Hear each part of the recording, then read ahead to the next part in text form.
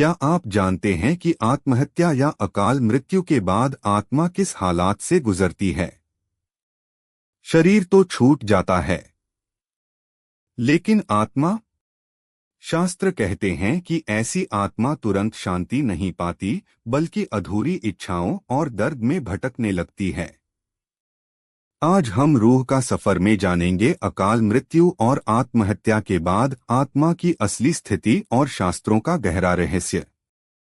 अचानक मृत्यु का अनुभव सामान्य मृत्यु से बिल्कुल अलग होता है। जब कोई व्यक्ति प्राकृतिक मृत्यु को प्राप्त करता है, तो परिजन उसकी उपस्थिति में शास्त्रों के अनुसार अंतिम संस्कार करते हैं। मंत्रों का उच्चारण, विधिपूर्वक किए गए संस्कार आत्मा को आगे की यात्रा के लिए मार्गदर्शन देते हैं। गीता और गरुड़ पुराण दोनों में इसका उल्लेख मिलता है। लेकिन जब मौत अचानक घटती है, जैसे दुर्घटना, प्राकृतिक आपदा, हत्या या आत्महत्या, तो आत्मा और शरीर का संबंध बहुत तेजी से टूट जाता है। आत्मा को इस बदलाव का कोई संकेत नहीं मिलता। परिणामस्वरूप वह एक अजीब भ्रम और पीड़ा में फंस जाती है। गरुड़ पुराण में कहा गया है कि अकाल मृत्यु के बाद आत्मा सबसे पहले अपने ही शरीर की ओर खिंचाव महसूस करती है। वह बार बार उसी स्थान पर लौटती है जहां उसका अंत हुआ था। यही कारण है कि कई दुर्घटना स्थलों पर लोग अजीब ऊर्जा, बेचैनी या किसी अनजानी उपस्थिति का अनुभव करते हैं। यह आत्मा का अधूरा बंधन होता है। भगवद गीता के दूसरे अध्याय में श्री कृष्ण अर्जुन को बताते हैं कि जैसे जीवात्मा इस शरीर में बाल्यावस्था, युवावस्था और वृद्धावस्था का अनुभव करती है, वैसे ही मृत्यु के बाद वह नए शरीर को धारण करती है। ज्ञानी पुरुष इस परिवर्तन से विचलित नहीं होते, परंतु अकाल मृत्यु के समय यह स्वाभाविक क्रम अचानक टूट जाता है। आत्मा को बिना तैयारी और बिना संस्कार के ही शरीर से बाहर कर दिया जाता है। यही कारण है कि वह अस्थिर और बेचैन रहती है। अधूरी इच्छाओं का बोझ। अकाल मृत्यु आत्मा को अधूरी इच्छाओं और अपूर्ण संबंधों की याद में बांध देती है। यही कारण है कि कुछ स्थानों पर लोग अनजानी हलचल, भय या आवाजें महसूस करते हैं। आत्मा बुरी नहीं होती, बस पीड़ा में होती है। सामान्य मृत्यु में यमदूत समय पर आत्मा को लेकर उचित दिशा दिखाते हैं, लेकिन अकाल मृत्यु में यह मार्गदर्शन नहीं मिल पाता, इसलिए आत्मा भटकने लगती है। परिवार और आत्मा का संबंध। गरुड़ पुराण के अनुसार ऐसी आत्माएं अपने परिवार को देखती रहती हैं। वे चाहती हैं कि उनके प्रियजन उन्हें याद करें, उनके लिए प्रार्थना करें।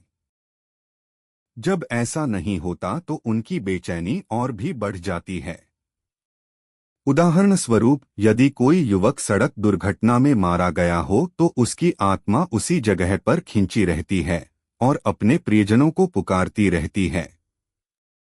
महाभारत के शांति पर्व में बताया गया है कि जो लोग अधर्म, पाप या आत्महत्या जैसे कर्म करते हैं, वे अक्सर अकाल मृत्यु का शिकार होते हैं और उनकी आत्मा लंबे समय तक शांति नहीं पाती। आध्यात्मिक दृष्टि से देखा जाए तो अकाल मृत्यु आत्मा के लिए सबसे बड़ा झटका है। यह उसकी यात्रा को अधूरा छोड़ देती है।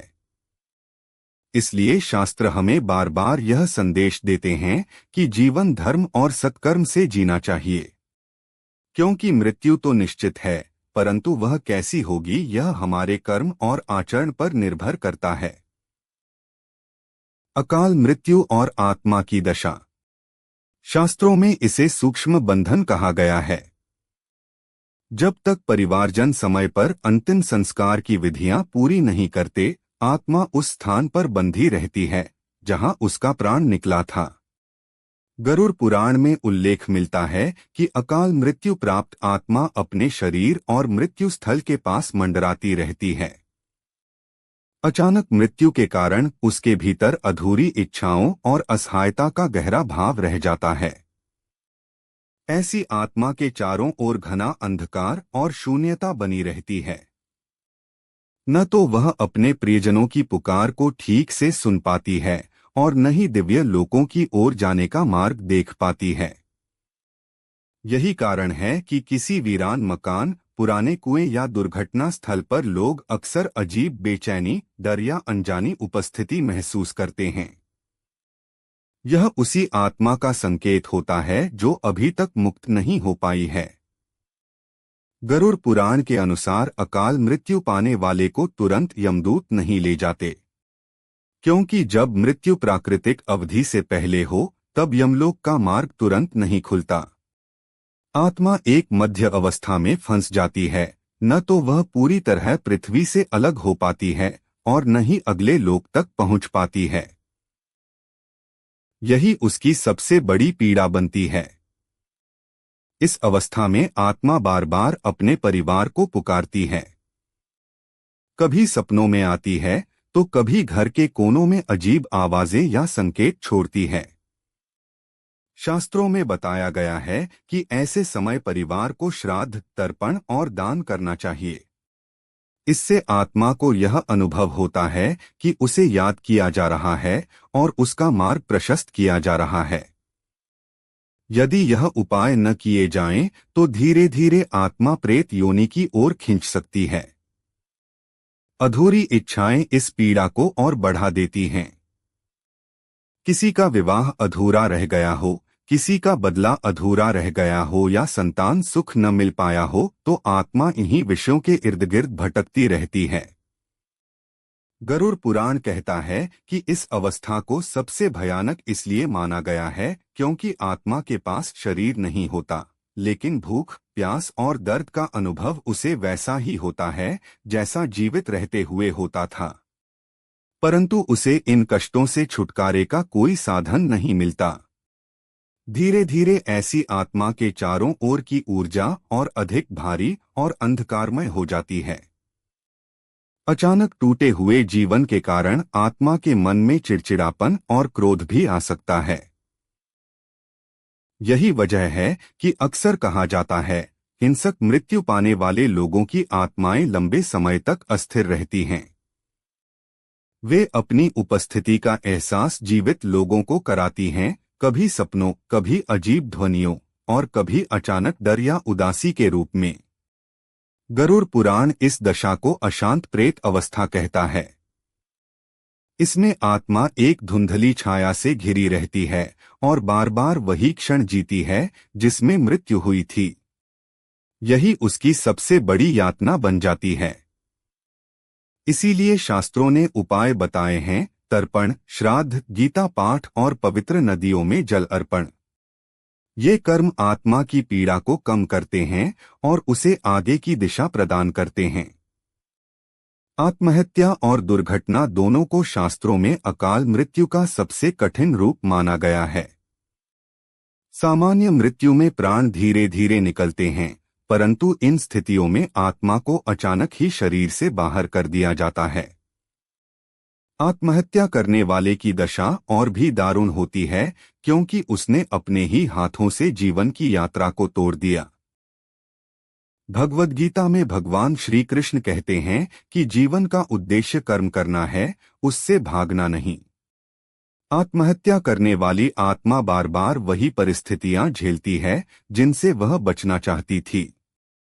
यह उसकी आत्मिक शिक्षा होती है ताकि वह समझ सके कि भागना कोई समाधान नहीं है। दुर्घटना में मृत्यु होने पर भी आत्मा की पीड़ा गहरी होती है।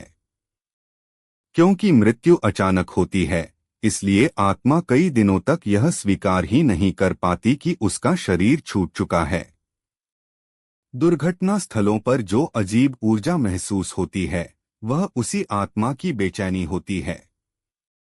शास्त्र कहते हैं, यदि परिवार के किसी सदस्य की ऐसी मृत्यु हो जाए तो उसके लिए विशेष श्राद्ध, तर्पण और गीता पाठ अवश्य करना चाहिए। विशेषकर गीता का 2 और 15वां अध्याय आत्मा को मार्गदर्शन देते हैं। मंत्रों की ऊर्जा आत्मा तक पहुंचती है और उसे अगले जन्म या लोक की ओर बढ़ने की दिशा देती है। इसलिए गरुड़ पुराण और गीता हमें चेतावनी देते हैं कि जीवन चाहे कितना भी कठिन क्यों न हो, आत्महत्या से बचना चाहिए और धर्म व धैर्य के मार्ग पर चलना चाहिए। क्योंकि अकाल मृत्यु आत्मा के लिए केवल एक अंत नहीं, बल्कि एक लंबा और भयानक बंधन बन सकती है। शास्त्रों में कहा गया है कि जब किसी मनुष्य की मृत्यु उसकी निर्धारित आयु से पहले हो जाए या अचानक किसी दुर्घटना, अधूरे कार्य अथवा अधूरी इच्छाओं के कारण हो जाए, तो उसकी आत्मा भटकने लगती है। इसी अवस्था को प्रेत योनि कहा जाता है। सामान्य मृत्यु के बाद जब धर्मानुसार अंतिम संस्कार और श्राद्ध किए जाते हैं, तो आत्मा को मार्गदर्शन मिलता है। यमदूत उसे पितृलोक की ओर ले जाते हैं और आत्मा अपनी यात्रा आगे बढ़ा पाती है। लेकिन अकाल मृत्यु की स्थिति में आत्मा को दिशा नहीं मिलती। उसके चारों ओर अंधकार और असमंजस छा जाता है। परिणामस्वरूप वह अपनी अधूरी इच्छाओं और अधूरे रिश्तों के कारण बार बार उन्हीं स्थानों और लोगों के पास लौटती रहती है। इसी कारण शास्त्रों में कहा गया है कि अकाल मृत्यु को प्राप्त आत्माएं अक्सर अपने परिजनों के सपनों में दिखाई देती हैं। कभी वे रोते हुए चेहरे के साथ आती हैं, कभी किसी स्थान या वस्तु का आभास कराती हैं, और कभी घर में अचानक दीपक बुझ जाना, हवा का तेज झोंका या किसी अदृश्य उपस्थिति का अनुभव होना, ये सब संकेत होते हैं कि आत्मा अभी भी बंधन में है। अधूरी इच्छाएं आत्मा को बहुत गहराई से बांध लेती हैं। जैसे किसी को धन संपत्ति से मोह हो, किसी को परिवार की जिम्मेदारियां अधूरी छोड़कर जाना पड़ा हो, या किसी का अपमान और बदला अधूरा रह गया हो। ऐसी आत्माएं बार बार धरती की ओर खींचती हैं। यही कारण है कि अकाल मृत्यु वाले स्थानों को लोग अशुभ मानते हैं और वहां बेचैनी या डर का अनुभव करते हैं। गरुड़ पुराण यह भी बताता है कि प्रेत योनि केवल आत्मा की पीड़ा नहीं है, बल्कि जीवित लोगों के लिए चेतावनी भी है। आत्मा जब परिजनों को संकेत देती है, तो उसका उद्देश्य केवल अपनी व्यथा बताना नहीं होता, बल्कि यह भी होता है कि परिवारजन उसके लिए उचित संस्कार करें और स्वयं अपने कर्मों पर ध्यान दें। कभी कभी ये आत्माएं अपने अधूरे कार्य पूरे करवाने के लिए जीवित लोगों पर प्रभाव डालती हैं। उदाहरण के लिए, किसी मृत आत्मा को यदि अपूर्ण काम पूरे करवाने हो, तो वह अपने परिजन को सपनों या अजीब अनुभवों के माध्यम से प्रेरित करती है। भगवद गीता अध्याय 2 श्लोक 27 में श्री कृष्ण कहते हैं, जिसका जन्म हुआ है उसकी मृत्यु निश्चित है, और मृत्यु के बाद जन्म भी निश्चित है। लेकिन जब मृत्यु समय से पहले हो जाए, तो जन्म मृत्यु का यह चक्र असंतुलित हो जाता है। आत्मा न तो इस जीवन से पूर्ण विराम पाती है और न ही अगले जीवन का आरंभ कर पाती है। वह बीच की स्थिति में फंस जाती है। यही प्रेत योनि है। इसीलिए शास्त्रों ने स्पष्ट आदेश दिया है कि अकाल मृत्यु को प्राप्त आत्मा के लिए विशेष संस्कार और उपाय किए जाएं। अन्यथा वह आत्मा परिवार को संकेत देती रहती है और उन्हें भी पीड़ा का अनुभव कराती है। आत्मा को शांति दिलाने के उपाय: श्राद्ध, पिंडदान और तर्पण करना। तिल, जल और कुशा से किया गया तर्पण आत्मा को शक्ति और संतोष देता है। गंगाजल से तर्पण करने पर आत्मा की प्यास शांत होती है और उसका भटकाव कम होता है। पवित्र स्थान जैसे गया, प्रयाग या गंगा तट पर पिंडदान करना आत्मा को नया सूक्ष्म शरीर देकर आगे बढ़ने की शक्ति देता है। दान करना अन्नदान, वस्त्रदान, गौदान और दीपदान का विशेष महत्व है। जब परिवारजन श्रद्धा से कहते हैं कि यह दान अमुक आत्मा की शांति के लिए है, तो उसका पुण्य सीधे आत्मा तक पहुंचता है। गीता पाठ, विशेष रूप से गीता के अध्याय 2 और 8 का पाठ आत्मा को प्रकाश की ओर ले जाता है। शास्त्र कहते हैं कि यदि परिवारजन श्रद्धा से इन उपायों को करें, तो आत्मा को वैसा ही संतोष मिलता है जैसे किसी प्यासे यात्री को रेगिस्तान में मीठा जल मिल जाए। अकाल मृत्यु केवल आत्मा के लिए ही पीड़ा नहीं है, बल्कि जीवित लोगों के लिए भी एक संदेश है। यह हमें सिखाती है कि जीवन रहते ही इच्छाओं और आसक्तियों को कम करना चाहिए और अपने कर्मों को धर्म के अनुसार पूर्ण करना चाहिए। तभी मृत्यु के बाद आत्मा भटकन से मुक्त होकर अपनी यात्रा शांति से पूरी कर सकती है। अमावस्या और पितृपक्ष के समय आत्माओं की शांति के लिए विशेष विधान बताए गए हैं। इनमें तर्पण और पिंडदान, हनुमान चालीसा, विष्णु सहस्रनाम और गीता के श्लोकों का पाठ, पीपल या नीम के वृक्ष के नीचे दीपदान, गौ सेवा और अन्नदान प्रमुख हैं। इन सभी का उद्देश्य यही है कि आत्मा अपने भटकाव से मुक्त होकर उच्च लोक की ओर प्रस्थान कर सके। शास्त्रों के अनुसार जीवित परिवार का यह सबसे बड़ा कर्तव्य है कि वे अपने पूर्वजों और मृतात्माओं को सम्मान और शांति प्रदान करें। विशेषकर अकाल मृत्यु को प्राप्त आत्माओं का दुख जीवितों के श्रद्धा और कर्म से ही कम होता है। यही कारण है कि जो परिवार अपने पितरों का स्मरण करता है, श्राद्ध करता है और दान करता है, उस परिवार पर स्वयं भी कोई अकाल मृत्यु का संकट नहीं आता।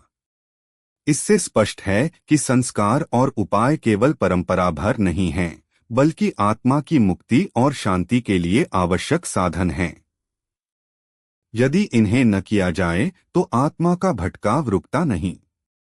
हमारे ऋषिमुनियों ने ही श्राद्ध, तर्पण और दान को धर्म का अनिवार्य अंग बनाया ताकि जीवित और मृत दोनों की उन्नति हो सके। शास्त्रों में अकाल मृत्यु को केवल एक दुर्घटना नहीं माना गया, बल्कि इसे गहरे कर्मों और जीवन की चेतावनी से जोड़ा गया है। गीता और गरुड़ पुराण दोनों स्पष्ट कहते हैं कि आत्मा अपने कर्मों के अनुसार ही मृत्यु और अगले जन्म की यात्रा तय करती है। जब मनुष्य धर्म से भटकता है, लोभ, क्रोध और हिंसा में पड़ता है, तो उसकी चेतना भारी हो जाती है। ऐसे में न केवल जीवन असंतुलित होता है, बल्कि मृत्यु भी अचानक और पीड़ादायक हो सकती है। भगवद गीता अध्याय 2 श्लोक 27 में भगवान कृष्ण स्मरण कराते हैं, जो जन्म लेता है उसकी मृत्यु निश्चित है और जो मरता है उसका पुनर्जन्म भी निश्चित है। लेकिन मृत्यु का स्वरूप हमारे कर्म और हमारी चेतना से तय होता है। गरुड़ पुराण चेतावनी देता है कि जो व्यक्ति नित्य धर्म कर्म से विमुख रहता है और पापाचार में लिप्त रहता है, उसकी मृत्यु अक्सर असामयिक और दुखदायी होती है। यह अचानक मृत्यु आत्मा और जीवित दोनों के लिए संदेश है कि जीवन का संतुलन बिगड़ चुका है। अकाल मृत्यु से बचने का मार्ग शास्त्रों ने स्पष्ट और सरल बताया है: सत्संग, साधना, दान, संयम और ईश्वर का निरंतर स्मरण। गीता कहती है कि जो व्यक्ति मृत्यु के समय भगवान का नाम लेता है, उसकी आत्मा उच्च लोक को प्राप्त करती है। तात्पर्य यह है कि स्मरण केवल मृत्यु के समय ही नहीं, बल्कि जीवन भर करना चाहिए, ताकि मृत्यु हमारे लिए भय का नहीं, मुक्ति का द्वार बने। नित्य के संस्कार जैसे स्नान, पूजा, गायत्री मंत्र का जप और सत्साहित्य का श्रवण आत्मा को हल्का और निर्मल बनाते हैं। ऐसा व्यक्ति जीवन में भी सुखी रहता है और मृत्यु भी सहज व शांत प्राप्त करता है। हिंसा और अधर्म से बचना भी उतना ही आवश्यक है, क्योंकि हिंसा से उत्पन्न पाप केवल दूसरों को ही नहीं, बल्कि स्वयं को भी बंधन में जकड़ लेता है। जीवितों के लिए यह संदेश गहरा है। जब भी हम अकाल मृत्यु की कोई घटना देखते हैं, तो यह चेतावनी है कि जीवन अमूल्य है। हर क्षण को धर्म, करुणा और सत्कर्म में लगाइए, क्योंकि यही आगे का मार्ग प्रकाशित करेगा। और मित्रों, अकाल मृत्यु की चर्चा केवल भय जगाने के लिए नहीं है, बल्कि चेतना जगाने के लिए है। यह हमें याद दिलाती है कि जीवन केवल भोग के लिए नहीं, बल्कि आत्मा की उन्नति के लिए है। जो आत्मा धर्म, ज्ञान और भक्ति से जीवन जीती है, उसके लिए मृत्यु केवल एक परिवर्तन है, अंत नहीं। तो आइए जीवन को इस प्रकार जिएं कि यदि आज ही मृत्यु आ जाए तो हमें भय न हो, बल्कि यह अनुभव हो कि हमने अपने जीवन को सार्थक बना लिया है। मित्रों, अकाल मृत्यु केवल एक घटना नहीं है। यह आत्मा की यात्रा का सबसे कठिन मोड़ है। यह हमें सिखाती है कि इच्छाओं और आसक्तियों का बोझ आत्मा को बांध देता है। इसलिए जीवन को केवल भोगने के लिए नहीं, बल्कि आत्मा की उन्नति के लिए जीना चाहिए। यदि हम धर्म, भक्ति और सत्कर्म के साथ जीवन बिताएं, तो मृत्यु हमारे लिए भय का नहीं, बल्कि मुक्ति का द्वार बनेगी। तो सोचिए, अगर आज ही मृत्यु आ जाए तो क्या हम शांति से विदा हो पाएंगे? यही प्रश्न हमारे लिए सबसे बड़ा दर्पण है। अगर यह ज्ञान आपको मूल्यवान लगा हो तो कमेंट में जरूर लिखें कि इस विषय का कौन सा पहलू आपके दिल को सबसे गहराई से छू गया। और हाँ, रूह का सफर चैनल को सब्सक्राइब करना न भूलें, ताकि आत्मा और शास्त्रों से जुड़े ऐसे अद्भुत रहस्यों को आप सबसे पहले जान सकें।